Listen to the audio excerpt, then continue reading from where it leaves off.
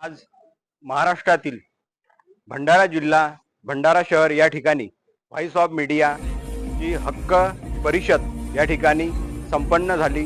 या voice of मीडियाचे संस्थापक आणि अध्यक्ष माननीय संदीपजी काळे सर यांच्या मार्गदर्शनामध्ये या ठिकाणी संपूर्ण भंडारा जिल्ह्याचे पत्रकार, त्याचप्रमाणे अनेक तालुक्यामधून सुद्धा पत्रकार या ठिकाणी उपस्थित होते।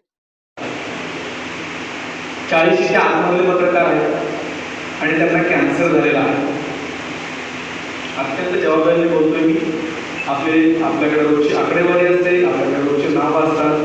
त्या 20 पत्रकारांमधनं 15 पत्रकार उपचार घेऊन घरी जातात आणि 5 जण घरी जात नाही।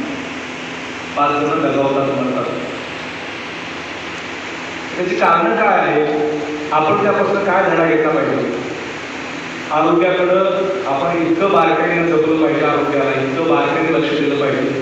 आरोग्य आहे तर सगळं काही आहे। आपणच जर खाटेवर पडलेला असतो आणि आपल्याला शेवटच्या घटकाला कळेल 45च्या आतमध्ये की आपल्याला कॅन्सर झालेला आहे, तर ते फार वाईट आहे। आणि या सगळ्यांमधनं मी अनेकांना सल्ले देतो, अनेकांना सांगतो तुला पण कॅन्सर होण्याची शक्यता आहे, तुझं पोट बाहेर आहे, तुझ्या कमरेचा घेरा वाढलेला आहे, तुझे गाल फुगलेले आहेत, ते कोणी सिरियस घेत नाही। शेवटी आता मी सांगायला सुरुवात केली की आपण 2 ॲम्ब्युलन्स मुंबईमध्ये आहे, तुझी डेड बॉडी घरापर्यंत पद्धतशीरपणे पोहोचती करतो, तू काही काळजी करू नको, ही सांगायची आता वेळ आली। सांगायचं तात्पर्य असं की तुम्ही तुमच्या आरोग्याकडे लक्ष दिलं नाही तर अडचणीला सामोरं जावं लागेल। आज मुंबईला 13 पत्रकार आपले कॅन्सरची ट्रीटमेंट घेत आहेत। पत्रकारांना सगळ्या गोष्टी फुकटमध्ये मिळतात। एकही गोष्ट पत्रकारांना विकत घ्यायची गरज नाही, अशी अवस्था त्याच्या भागामध्ये असते। एवढं नाव त्या पत्रकाराचं का असतं, पण त्यातून चुकीच्या पद्धतीनं तो काही खायला लागतो, म्हणजे हॉटेलचं खातो, काय म्हणजे चपाती। मी 22 किलो वजन, या रोज मुंग्यासारखी माणसं जेव्हा मरताना आपण पाहतो आपल्यासोबत असणारी, तेव्हा माणसाला निर्णय घ्यावा मी 22 किलो माझं वजन कमी केलं या 4 महिन्यामध्ये।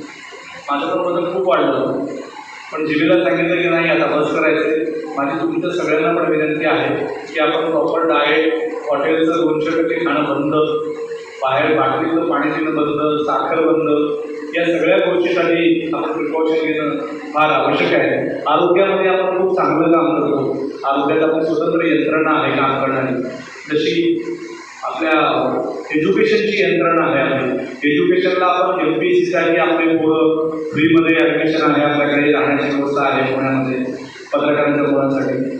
सगळ्या प्रकारच्या कोचिंग पत्रकारांच्या मुलांना फ्री आहे। फक्त व्हॉइस ऑफ मीडियाच्या जिल्हाध्यक्षाचं पत्र घ्यायचं आणि संबंधित संस्थेकडे जायचं, हे फ्री आहे। आपण दरवर्षी किमान 20 ते 22 मुलं परदेशामध्ये पत्रकारांची पाठवतो। MBBS, BAMS अशा वेगवेगळ्या मोठ्या कोर्सला आपण पत्रकारांच्या मुलांच्या प्रवेशासाठी मदत करतो। उद्देश एवढाच आहे की पत्रकार आणि त्यांच्या कुटुंबियांचा आशीर्वाद लागला पाहिजे। म्हणजे मला अनेकांनी सांगितलं की जेव्हा सकाळमध्ये संपादक होतो आणि नोकरी सोडून पूर्ण वेळ संस्था आणि संघटना चालवायचं, जेव्हा मी धाडस केलं, काम केलं, तेव्हा मला प्रत्येकाने सांगितलं की तुला आमदार व्हायचं असेल, तुला खासदार व्हायचं असेल। मी सांगितलं की आणि तुमच्या समोर परत एकदा ते सांगतो, मला कुठं सदस्यसुद्धा व्हायचं नाही कुठल्या कमिटीवर। ज्या दिवशी तुम्हाला कळेल की कुठल्या कमिटीवर संदीप काळे सदस्य झालेला आहे, त्या दिवशी तुमची माझी शेवटची भेट असेल अशी, असं म्हणतो। तुम्हाला कुठं जायचं नाही,